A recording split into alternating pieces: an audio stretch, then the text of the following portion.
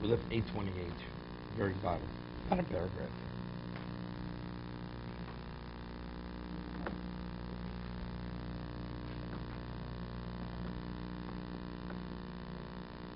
You know, it's interesting, the paragraph before, he quotes David. David says, Tirem ene ani shogeg, quoted the pasuk. Before I was afflicted, I transgressed inadvertently. Then he says, Tov li kunisi. It's good that I was afflicted. And then he says, Tov li Torah spichem alfi zov v'chesed. That your words of Torah are more valuable, or better than thousands of talents of gold and silver. Right? Tov li Torah spichem alfi zov v'chesed. He's saying something phenomenal. If you take a look at the location, it's in Kufyutes, Ayin Aleph, Ayin Beis. When did he say Tovli Torah Spichem Alfi Zov V'Chesed? After he said Tovli Kunisi, Unesi. He only was able to appreciate the value of Torah only after he weaned himself from what? He was weaned from the material.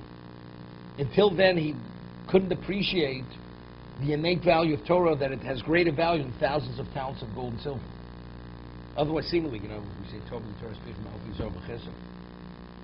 Moshe David evaluate what is Torah it's worth. We say Tom Torah Keneged Kulam, right? So it's the ultimate. But when did David say that? He only said those words after he said the words Tov li Kunesi. After he said it's good that I was afflicted because now I have a sense of what it is. Now I can appreciate the innate value of Torah. You see, with its location in Tillim, Kuf Yutes Ayin Aleph, then Ayin Beis. The Psukim in Tillim. One person following the other.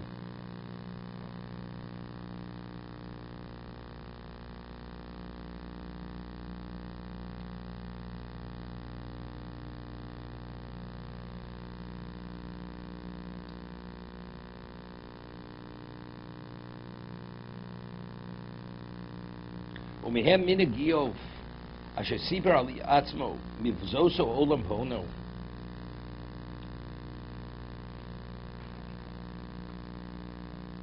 וכושרו חושוב ואוסר יודוב דשורו מכל מה שיש בו hamros abore. Here he says he scorned the world regarding his possessions, and he bound his senses and his hands and his mouth. Anything that has any relevance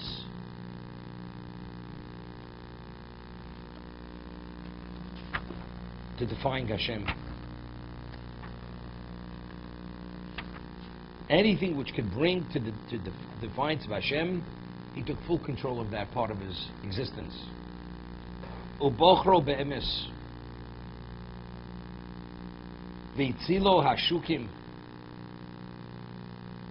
He chose truth, hatzilo hashukim, to deliver the oppressed, to save the oppressed, the victim, those who are victimized, hatavosol ledalim leovdim, and to do good with the impoverished. Ovdim, it says downhearted. Kiminiga portion olam. This was the oath.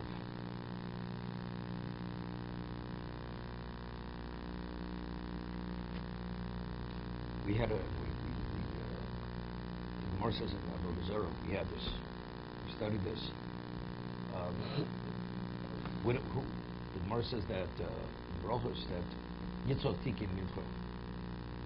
He enacted Mincha service. How do we know this? It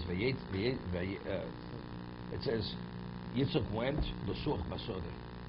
So the Gemara says Eitzicha el tefila, right? Yitzhak l'such basode.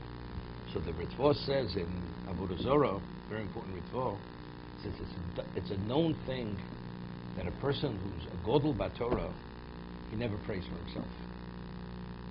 Who was he praying for? When he went l'such basode tefillah, says they always pray for others, never for themselves. That's Darko Shel Tzadikim, they're always praying for the others, never for themselves. For the needs of the world.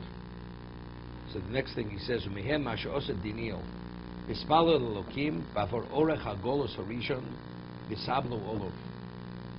Daniel was what? He was He was a courtier in the court of Nebuchadnezzar, Daniel. What did he pray for? He prayed for the lengthy Golus. We were in Bavel, and he grieved for it. He mourned. Shama lechem chamudus lo achalti. He was in a state of grieving. In Golus, he said, fresh bread I did not eat. Lechem chamudus. See, things of his delicacies. The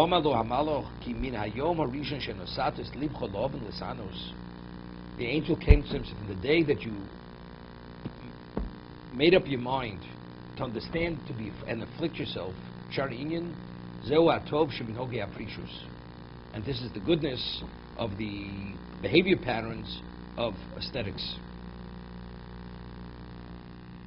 We continued.